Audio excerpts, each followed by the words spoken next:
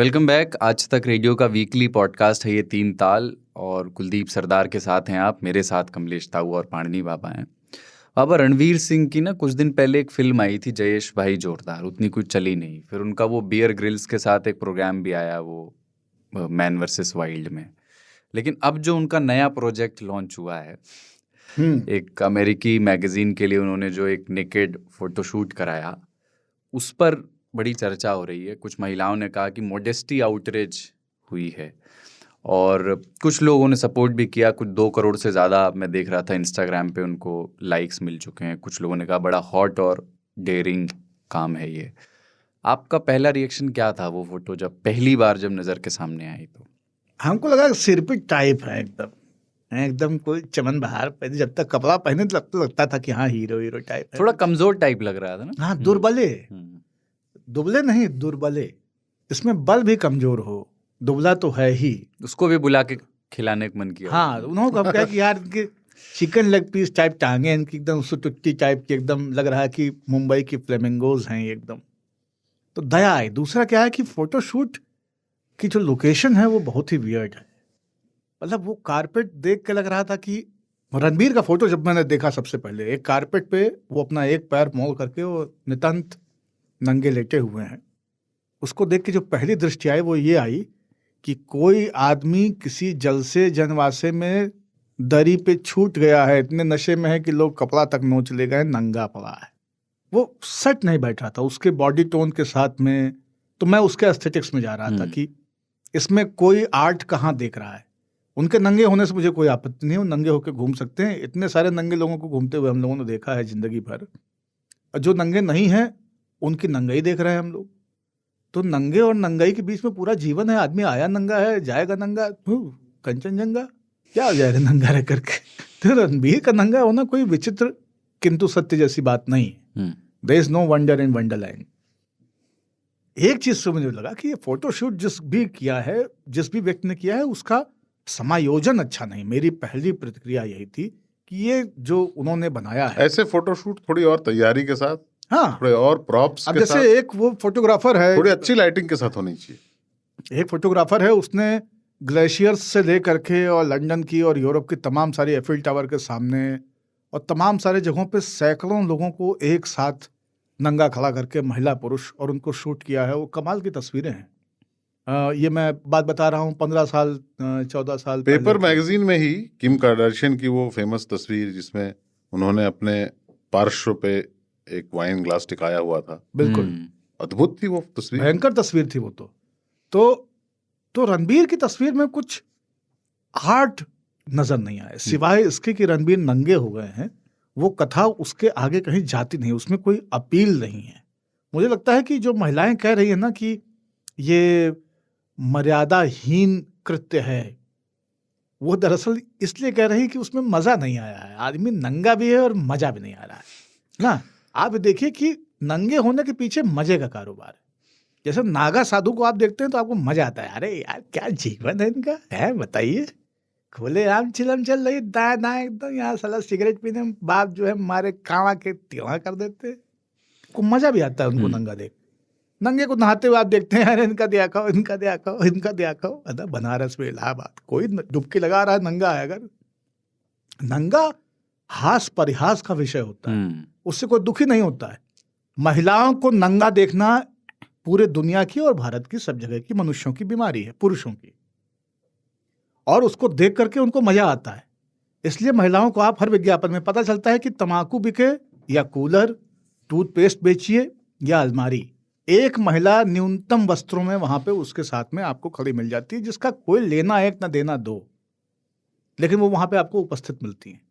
महिलाओं को नंगा देख करके समाज अपने आप को विदीर्ण नहीं पाता है, लेकिन महिलाएं एक पुरुष को नंगा देख करके विदीर्ण महसूस कर रही हैं, दुखी, आहत महसूस कर रही हैं। वो इसलिए कर रही हैं क्योंकि उनको मजा नहीं आया है।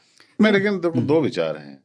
एक ये है कि रणवीर सिंह पे मुकदमा जो है तब होना था जब वो दीपिका के कपड़े पहन के घूमता रहता था। कुछ भी पहन के निकल जाता हो एयरपोर्ट पे या वहाँ सार्वजनिक जगहों में दिखता है तो अश्लीलता उसमें है, उस व्यक्ति में है अश्लीलता। तब FIR किसी ने नहीं करी, तब कर डाली जब उसने कोई ऐसा कोई काम नहीं किया था उल्टा सीधा।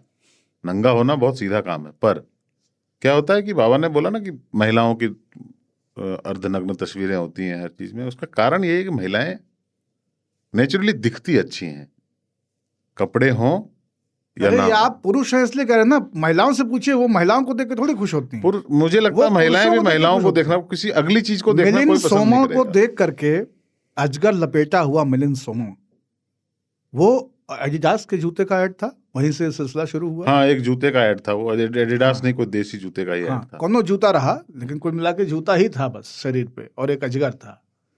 तो क्या बढ़िया तस्वीर थी, उसको देख करके बरसों चर्चा होती रही। अब मेरे ख्याल से जिस्म पिक्चर थी ये बिपाशा वाली, जॉन को देखने के लिए कितनी महिलाएं उस फिल्म में, केवल और केवल जादू है, नशा है। हाँ, जिससे मिश्रा जी का शो चला आगे चल के। बहरहाल डीप ले जाते हैं आप। लगा 10 सेकंड तक पहुंचने में। लेकिन मैंने कल बड़ा अच्छा एक वो देखा, पन ताऊ को पसंद आएगा, कि किसी ने लिखा था कि रणवीर के फैंस अब ऐस लगाए बैठे हैं कि उनकी कोई फिल्म हिट होगी। नहीं, इसमें ऐसे बम फूटने की कोई जरूरत नहीं थी इस मसले पे। ताऊ जिस तरह से वो पैर बांध के बैठा है ना, बिना कपड़ों के, और बिना कपड़ों के तो नहीं है उस वाली फोटो में, तो वो एक काली चड्डी पहने। नहीं, वो कपड़े तो सब फोटो में है। हाँ, नहीं, लेकिन एक वाले में नहीं है क्योंकि पट्टी नहीं फोटोशॉप दिख है रही है। वो। हाँ, फोटोशॉप है। अच्छा। तो वो सेम पोज हमसे है मुकाबला फिल्म में प्रभु देवा का भी रहा है। जेल में वो नंगा बैठा है और उसको एक बोरी पहना दी जाती है जिसमें बहुत सारी चींटियां हैं, जब उसका टॉर्चर हो रहा है, क्योंकि वो एक बहुत बड़े नेता की बिटिया से प्रेम कर बैठा है। तो तब FIR काहे नहीं हुई भाई? शक्ति कपूर ने भी कराया था ये। शक्ति कपूर ने तो बहुत जंजाइला किया है, उसको मैंने- देख के मैं घंटों हंस सकता हूँ भाई साहब। वो आदमी कपड़े में भी नंगा ही दिखता है। शक्ति कपूर का नाम जो है ना, वो होना चाहिए था एजारबंद कपूर। वो हमेशा नाले में मिले हैं। तमाम सारे लोग उनको इसलिए जानते हैं क्योंकि उनका नाला दिख रहा हो। नंदू हम्म। सबका बंदू। तो शक्ति कपूर हैं, फिर शक्ति कपूर की तरह ही एक जने और हैं, रणजीत रंजीत ओ। का, और एक तीसरे हैं अपने मिथुन दा। सफेद साटन का कपड़ा खोपड़ी में बांध के काले कुत्ते के साथ नंगा बैठा है ये आदमी। क्या फोटो है मिथुन दा की एकदम। और फिर कह रहा है कि 38 लोग हमारे संपर्क में हैं। तो नंगाई की दास्तां बहुत पुरानी है यार, इसमें कुछ नहीं रखा है। हम लोग हम क्या है ना, शारीरिक नग्नता पे इस देश में इतना फोकस है कि हम जो है असल में नंगाई होती है उसके बारे में उतना विचार नहीं करते। और वो नंगाई जो है अब कहाँ चल रही है आप ताऊ लोग देख रहे हैं। भारतीय परिवारों ऐसे में- भवनों में जिसे कि संविधान में स्थान प्राप्त है, वो नंगाई और इस नंगाई में कोई तुलना नहीं है। रणवीर जैसे नंगे तो जैन साधु भी होते हैं और वो घूमते हैं। उनके उद्देश्य अलग हैं, इनके उद्देश्य अलग हैं। भाई हम ये कह रहे हैं कि आप भारतीय परिवारों में पुरुष प्रायः अर्धनग्न या लगभग नग्न अवस्था में ही पाए जाते हैं। हाँ, डोरा का एक चड्डी ट्रंक पहन पहने के, हुए। है ना, और उसमें उनको अगर हार्निया हाइड्रोसील है तो उसको भी उसी में समेटे हुए आपको वो घर के आंगन में 3 बहुरिया, 2 बिटिया, 1 महतारी, 1 पत्नी, इनके दरमियान आपको घूमते हुए मिल जाएंगे। सरपेंटिसाइटिस एकदम समेटे हुए वाला हाँ। बिंब अच्छा था। और केवल ये नहीं कि वो अपने आंगन में है, वो अपने द्वार तक बहुत कॉन्फिडेंस से आते हैं। कान में बीड़ी खोसे और चड्ढी में ही, चड्ढी के इलास्टिक में चुनौती रोके तमाम सारे पुरुषों को आप पालेंगे।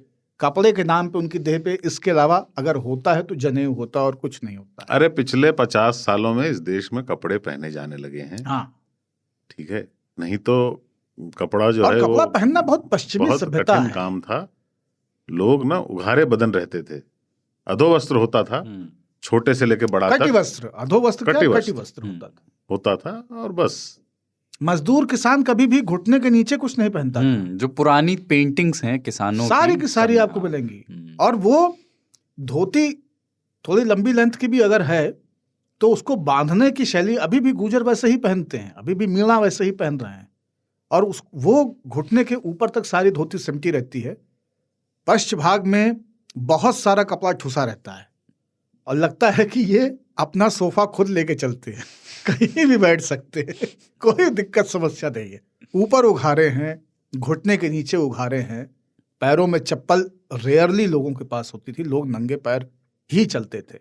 महिलाओं का 100 साल का भी इतिहास नहीं है ब्लाउज पहनने का। ब्लाउज था ही नहीं, ब्लाउज के लिए एक पूरा आंदोलन चला, कहा गया कि नहीं हम पहनना चाहते हैं, पहना। अब हालांकि 100 साल की ये पूरी लड़ाई दुनिया भर में अब ब्लाउज से फिर ब्रा पहनने पे आई और फिर अब ब्रा को निकाल कर वापस फेंकने पे आ रही है। तो आप जिन चीजों को अंगीकृत करते गए उन्हीं से आप मुक्ति भी चाहते हैं। आपने पश्चिम से बहुत तरह के वस्त्र उठाए और इतने उठाए, इस तरह से उठाए कि आपने अपने वस्त्र त्याग दिए। आप उन्हीं के कपड़ों को अपना बना करके पहनते रहे, पहनते चले आ रहे हैं और अब आप वापस नंगे भी होना चाहते हैं। तीसरी बात, भारत का क्लाइमेट नंगों के लिए मुफीद है।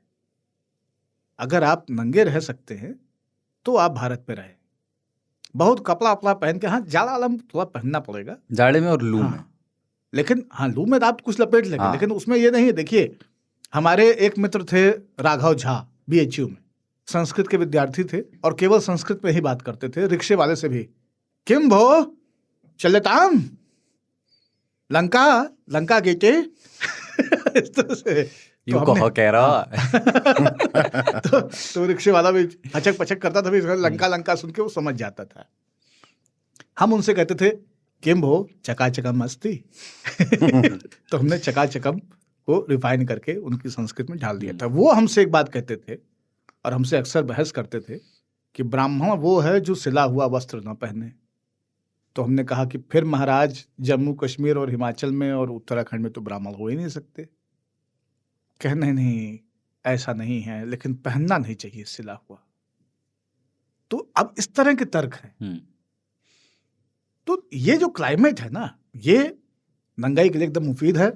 और रणबीर अगर भस्म वगैरह लगा के बैठते तो वो बम जो उनका दिख रहा है ना, एकदम बम बम लगता। भाई साहब, जिस मौसम में उनकी फोटो आई है ना, वो मौसम भस्म लगा के नंगे घूमने का मौसम है। पूरे अरब में बाबा, पूरे अरब में नंगे ही रहते लोग। हाँ, ऊपर से मैक्सी पहने रहते हैं, एक कपड़ा डाल लेते हैं। और इतने अमीर लोग, हम लोग ना वार्डरोब खोलते हैं सुबह और सोचते हैं कौन सा पहने। उनका सोचो, दुनिया की सारी संपत्ति है, वार्डरोब खोलो, चॉइस की जरूरत ही नहीं। हाँ, बस एक मैक्सी जो सामने रखी, बस वाइट मैक्सी रखी हुई है उसको ओढ़ लेना है और निकल लेना है। सर पर रस्सी बांध लेंगे, चल देंगे। और क्या बोलते होंगे वो, अरे मेरे पास 50 है, मेरे पास 500 है, क्या सबूत है? मार्क जकरबर्ग के पास कितने टी शर्ट है, कौन जानता वो तो वही टी शर्ट पहनता था। हाँ। लोग कहते साला नहावो ना करा तो का ही। और हर आदमी कपड़ों के भीतर नंगा ही होता है। जब आप कनॉट प्लेस जाते हैं, देखते हैं इतनी सारी भीड़ मेट्रो में, हर आदमी कपड़े के नीचे नंगा ही होता है। आदमी नंगा ही होता है। तन ढक लेने से क्या होता है? हमाम में ही नहीं, मेट्रो में भी सब तरफ नंगे। आपको सिर्फ नजर यहाँ पे रखनी है। देखिए 3 नंगे बैठ के बातें कर रहे हैं, एक चौथा नंगा रिकॉर्ड कर रहा है। अभी कई सारे नंगे इसको सुनेंगे। अब चिट्ठियां आएंगी। बहुत पंगा ले लिया। अच्छा, एक जगह और है जहां लोग नंगे के साथ नंगे पुंगे दिखते हैं, वो है हॉस्टल। तो मैं तो कभी रहा नहीं हॉस्टल में। ताऊ कुछ ज्यादा ही रहे हैं। तो आपके हॉस्टल में संस्कारी बालक थे या नहीं? हॉस्टल में लोगों को छड़ी के बल पे ना कुछ नियमों का पालन करना पड़ता था, छड़ी के बल पे। लेकिन बाय द वे, हमारे हॉस्टल में इतना था कि हम गंजी, जिसको बोलते हैं सैंडो गंजी बोलते हैं उसको, हाँ ठीक है, सैंडो गंजी पहन के रहना अलाउ था कि आप रह सकते हैं। पर स्कूल के टाइम में, ऑब्वियसली स्कूल में होते हैं, अगर स्कूल नहीं भी गए और छुट्टी भी है स्कूल में, तो हॉस्टल में आपको उस टाइम में शर्ट पहन के रहना होता था। आप गंजी पहन के नहीं घूम सकते थे। हमारे तो हॉस्टल में ताऊ BHU में जैसे 2 लड़के अगल बगल बैठ करके बेंच पे आपके साथ खाना खा रहे हैं। एक ने कमीज पैंट पहन रखी है, सैंडल पहन रखा है और कमीज में पेन भी लगा हुआ है, बाल अच्छे से कंघी है, तेल लगे हुए हैं। तो देख के लग जाता था कि इनकी क्लास बस शुरू हुआ चाहती है, जल्दी से आवाज के भागेंगे।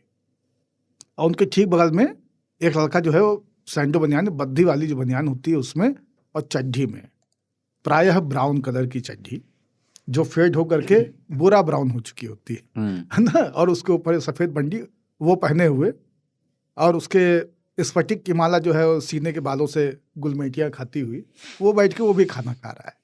तो उससे लोग पूछते थे कहते ना आज छुट्टी है, आप ढेर सारा जाए नहीं है। मैं एक राज भी बता देता हूँ। कितना convincing। क्या होता था कि जब 9वीं 10वीं में गए तो ये था कि आप लुंगी भी पहन सकते हैं, क्योंकि कुछ लड़के थे जिनके के बदन पे रोएं उगाए थे, तो वो लुंगी पहन के भी घूम सकते हैं। आप शाम में एक बेला के बाद लुंगी पहन के घूम सकते हैं। तो लुंगी और सैंडो गंजी वो पहन के आप मैदान में पाए जाते थे। उसका फायदा उठाने के लिए मैंने भी लुंगी खरीदी, और क्या करता था मैं कि 9 बजे के 8 बजे खाना हो जाता था, और होने के बाद मैंने दीवार में ईंट रखी थी जो दोनों उसमें छेद कर दिया था। उस ईंट के इधर से ईंट खोलता था, उसमें शर्ट और पैंट रखता था और ईंट से इधर से बंद कर देता था। फिर दीवार फांद कर उस तरफ जाते थे लुंगी पहने हुए और सैंडो गंजी में, उस तरफ गए, उधर से ईंट निकाली, शर्ट पैंट पहनी और लुंगी और लुंगी गंजी तो बदन पे ही था, लुंगी वहां सेट कर दी और चले गए पिक्चर देखने। 9 से 12 देख कर आए, 12 बजे रात में उधर ही फिर ईंट निकाली, लुंगी पहनी, सही सिस्टम, ठीक है, सही है। और कूद गए। क्यों? क्योंकि कभी कभी पंडित जी को ये आइडिया लग जाता था कि कुछ लोग मिसिंग हैं तो वो भी अपना बल्ब जलाकर बाहर इंतजार कर रहे होते थे, आने दो। तो रात के 12:30 बजे हम लुंगी और सैंडो गंजी में अपीयर होते थे। तो पूछते थे कहाँ थे? बस मैदान में घूम रहा। इन कपड़ों में कोई यकीन तो नहीं करेगा कि मैं सिनेमा हॉल तक जा सकता हूँ। नहीं, सिनेमा जाना तो मतलब तैयार होके जाना है। वो भी भींच के रह जाते थे दांत कि कुछ तो गड़बड़ है दया। कि बहुत नंगा है ये। सबूत नहीं मिल रहा है बस। एक मेरे दोस्त के साथ एक बार हुआ था कि वो यहाँ कोचिंग कर रहा था, तैयारी कर रहा था, और घर वाले पीछे पड़े थे कि तुम अब शादी ब्याह का सोचो, अब नौकरी वोकरी होती रहेगी। और उन्होंने, पिताजी ने उनके प्रॉमिस कर दिया किसी से कि लड़की वाले तुम्हारे कमरे पर आ रहे हैं, और मैंने बोल दिया है इतने बजे संडे को 12 बजे आएंगे, तैयार रहना और मिल लो उनसे, मैंने कह दिया है। और इसका एकदम इच्छा नहीं थी, तो इसने अपने एक करीबी मित्र को बताया कि यार ऐसा ऐसा है, कुछ निकालो। तो उसने कुछ जुगाड़ निकाला। तो जुगाड़ ये था कि आसपास के रहने वाले 5 लड़के बुलाए गए, और 5 लड़कों का अवघारे बदन, मतलब सिर्फ नीचे सबको एक एक गमछा दे दिया गया, मैचिंग, एक ही 5 तरह के गमछे पहन लिए, और ऊपर कुछ भी नहीं पहना। जो मेन लड़का था जिसका वो रूम था उसको अंदर कहीं भेज दिया, अंतः छुपा दिया मतलब। और ये 5 लड़के उस रूम में अलग अलग जगहों पर, कोई नीचे पालथी मार के, कोई खटिया पे, कोई कुर्सी पर, 5 अखबार खोल करके बैठ गए और दरवाजे की कुंडी जो है वो खोल दी गई। तो वो जब आए, उन्होंने खटखटाया, फिर खोला नहीं किसी ने। दूसरी बार उन्होंने थोड़ा धक्का दिया तो वो खुल गया दरवाज़ा। तो उन्होंने कहा कि फलाने का कमरा यही है। तो उन्होंने दृश्य देखा कि 5 नंगे लड़के बैठे हुए अखबार पढ़ रहे हैं। तो उन्होंने कहा हाँ यही है पर वो दिख नहीं रहा है। तो उन्हें लगा कि कुछ गड़बड़, माफ़ कीजिए, लगता है किसी और उसमें आ गए। उसके बाद उनका फ़ोन नहीं आया और वो समस्या जो है सॉल्व हो गई। बहुत सही, बहुत सही। तो ये भी एक, लेकिन नंगाई का जो मामला है ना, वो जो ताऊ अभी कह रहे थे कि सब नंगे ही हैं, चाहे मेट्रो में हो, चाहे व्यक्तिगत कैपेसिटी में हो, सोशली हो, मंदिर में हो या मैखाने में हो, हमाम में तो होते ही हैं। तो नंगा तो हर व्यक्ति है, और केवल इंसान ही है जो अपनी नंगाई को अपने कपड़ों से ढकने का प्रयास करता है। बाकी कुछ जीव जंतुओं को बाल बाल थोड़े बहुत मिले हुए हैं, लेकिन वो जानवर भी नंगे ही घूम रहे होते हैं और दिखते हैं नंगे। भाई कोई हमसे कहे नहीं गैया के तो बहुत बाल होती हैं, है ना, तो हम कहा भैंसी के नहीं होते, भैंस के तो बाल नहीं होते, भैंस तो एकदम चमक रही होती है। नंगे सब घूम रहे होते, उनसे आप अफेंड नहीं होते। और हम लोग 3 ताल पे इस पे एक बार बात कर चुके हैं कि जानवरों की नग्नता आपको वैसे नहीं लगती है कि नहीं आपको वो दुखी कर देगी, या आप उससे मतिभ्रष्ट हो जाएंगे, या आप उद्वेलित हो जाएंगे, या आप उत्तेजित हो जाएंगे। तो वो नहीं हो रहा होता है। इंसान के साथ ही मामला है। और इंसान के साथ भी मामला जो है ना, वो ये है कि आपने एक सामाजिक विन्यास बना लिया है जहां पे आपने ये सुनिश्चित कर लिया है कि बिना वस्त्र के रहना अनुचित है। अन्यथा आप सोचिए कि इंसान को वस्त्र हो या नहीं हो, सहज रहना चाहिए था। आपने केवल यही नहीं किया, महिलाओं में स्तनों को आपने एक सेक्सुअल ऑर्गन के तौर पे देखना और दिखाना और बताना शुरू कर दिया, जबकि वो मातृत्व का अंग है, बच्चों के पोषण का अंग है। उसको देख के आपके मन में मातृत्व और वात्सल्य आना चाहिए था।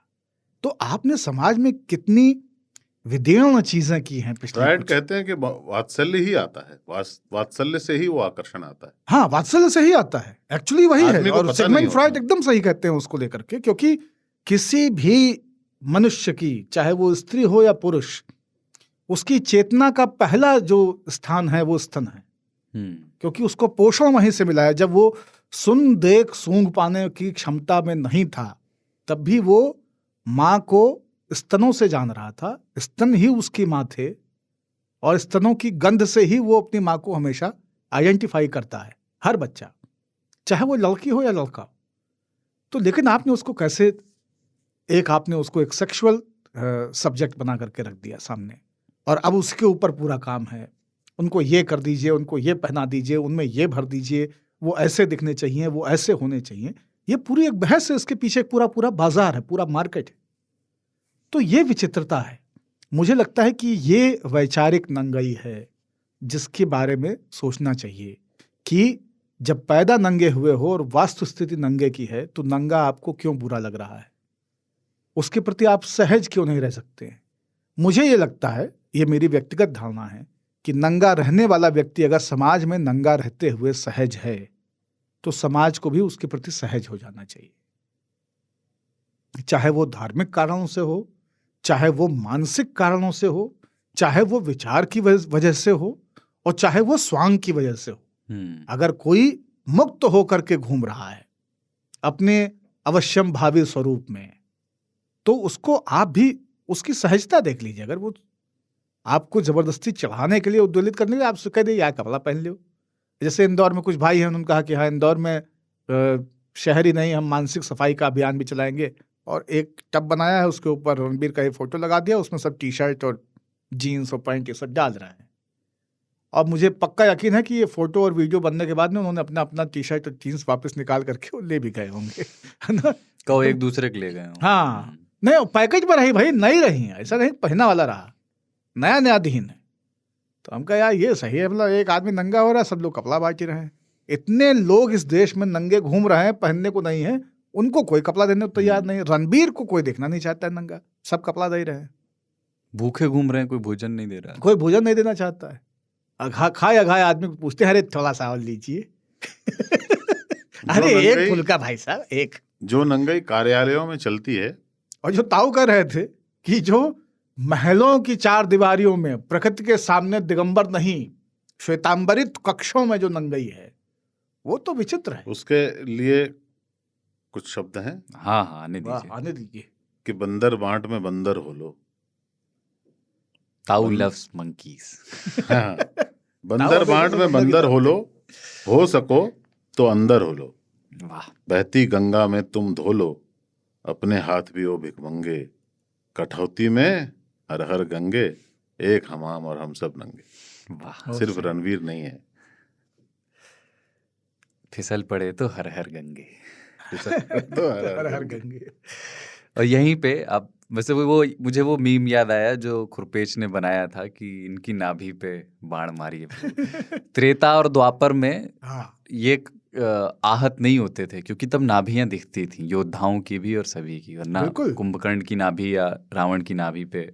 बात सोचिए कितना क्राइसिस होता है। अगर रावण की नाभि नहीं दिख रही होती तो भगवान राम पता चलता कि मंत्र पढ़ करके तीर मारे ना, जाके किडनी में लगा, है ना, गाल ब्लैडर में लग गवा, है ना, जाके लीवर में धंस गवा, हृदय में छेद हो गया, सही जगह लग ही नहीं रहा। रावण खुला पेट घूम रहा था, पंडित अपना गोल निकाले हुए, जनेऊ से रगड़ा हुआ पेट, एकदम पीठ पे एक बाल नहीं, सामने पीताम्बर, है ना, काला गमछा, सोने का मुकुट, नाभि दिख रही एकदम। अब क्या चाहिए आपको? निशाना अगर सही है तो अर्जुन की तरह चिरैया की आंख और रावण की नाभि राम के लिए एकदम बराबर हो गई। एक ही तीर में भाई साहब गिरा पट से एकदम। ये पबजी में बोलते हैं पट्टे से हेडशॉट। ठीक है, अब मैं बिजार खबरों की ओर बढ़ता पबजी हूँ। बैन हो गया, हाँ, नया वाला भी। बैटल ग्राउंड्स भी बैन हो गया। हाँ, तो 3 तालियों से को याद दिला दूं कि आपके नग्नता या नंगई या कम कपड़ों से जुड़े जो भी तजुर्बे हों, ख़ासतौर से हॉस्टल वगैरह के जो तजुर्बे किस्से हों, तो लिख के बताइएगा हमें radio@aajtak.com पर। बिजार खबर अब लेते हैं। उत्तर प्रदेश के प्रतापगढ़ से आई है। वहाँ पर एक फतनपुर थाना इलाका है, वहाँ पर बहदोल कला गांव है। वहाँ एक जनाब रहते हैं, उनका नाम है डॉक्टर शालिक राम सरोज। वो अपनी क्लिनिक चलाते हैं।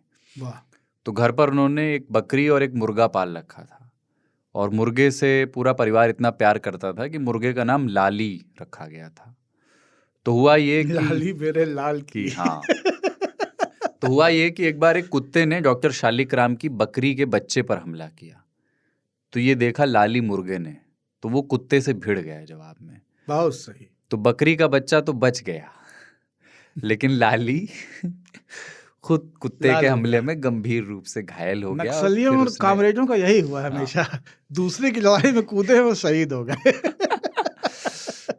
तो उसने दम तोड़ दिया। उसके बाद उसके शव को दफनाया गया बाकायदे।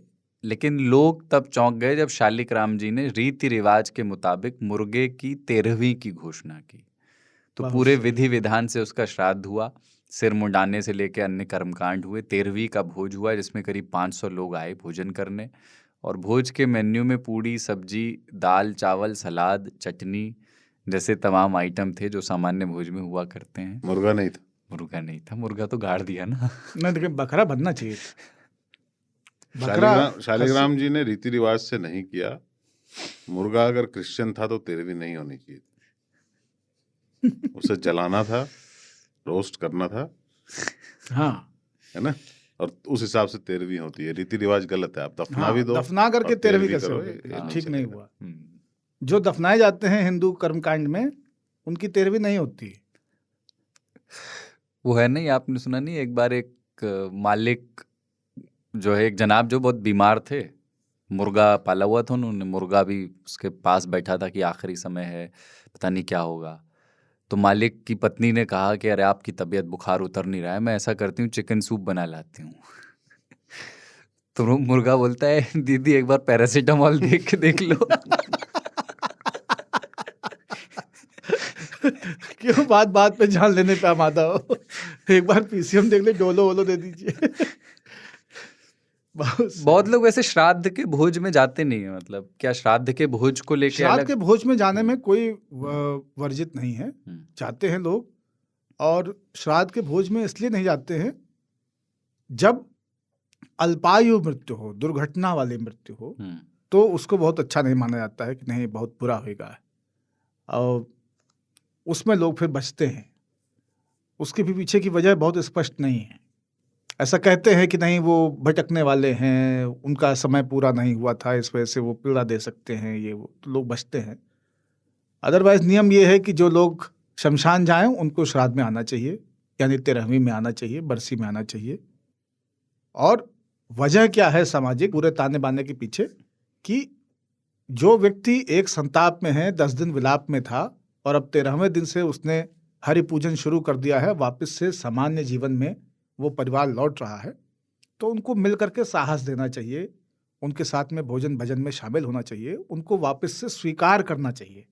तो समाज पुनः एक पीड़ित परिवार को स्वीकार कर रहा है कि आओ, विलाप खत्म भा, नुकसान होगा, जौन भा तौन भा, अब आगे से रायता आगे बराबर चले, ये है। लेकिन पंडितों ने इसमें पेंच कर दिया, उन्होंने इसमें फूड क्लॉज डाल दिया।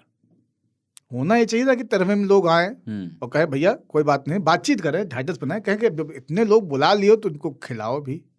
तो मृत्यु भोज की परंपरा ये ब्राह्मणों ने लूका लगा के दिया है, और ये बहुत पीड़ादायक होता है। मैंने कई परिवारों में देखा है कि जिनके पास इलाज में और दाह में सब कुछ घर का लग चुका होता है, उनके ऊपर भी बाध्यकारी नियम के तरह उधार लेकर के 13वीं करने का एक दबाव रहता है, और ये बहुत अच्छी चीज नहीं है।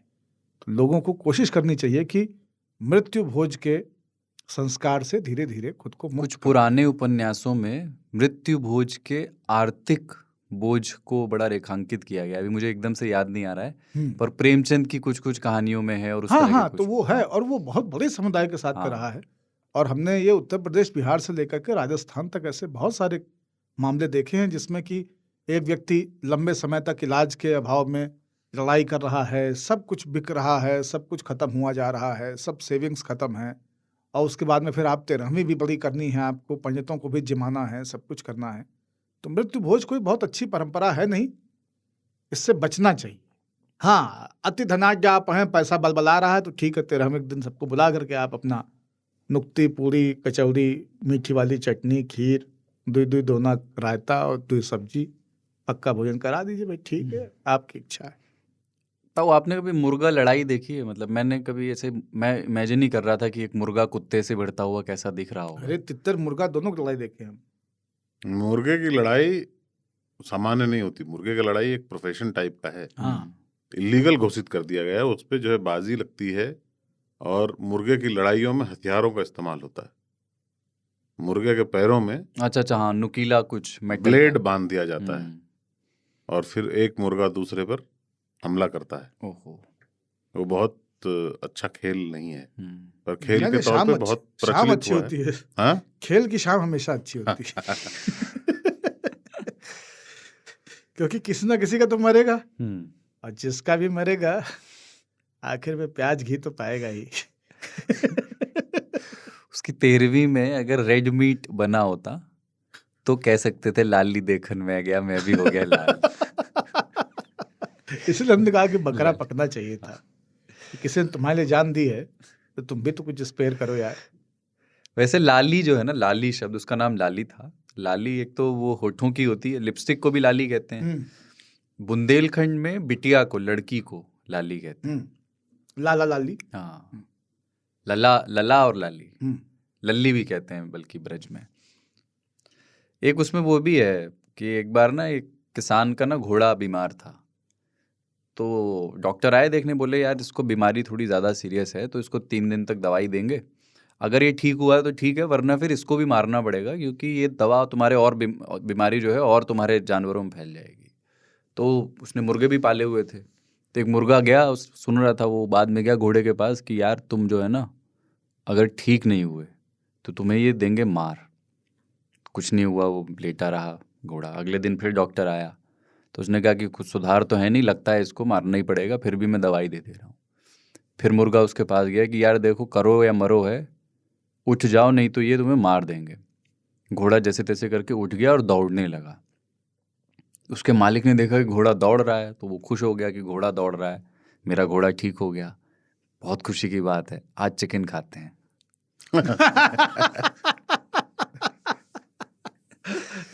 जो सो अपने को बचाने के लिए उसको मरवा रहे थे, वो खुद ही शहादत सप्ताह हो गए। मैनेजमेंट इसका जानते हैं, इसकी जो होता नहीं प्रेरक शिक्षा, इस कहानी से क्या शिक्षा मिलती? मैनेजमेंट को कभी पता नहीं चलता कि मेहनत कौन कर रहा है। बाप रे। एक ब्रेक ले रहे हैं और उसके बाद जालिम मकान मालिकों और किराएदारों के बात।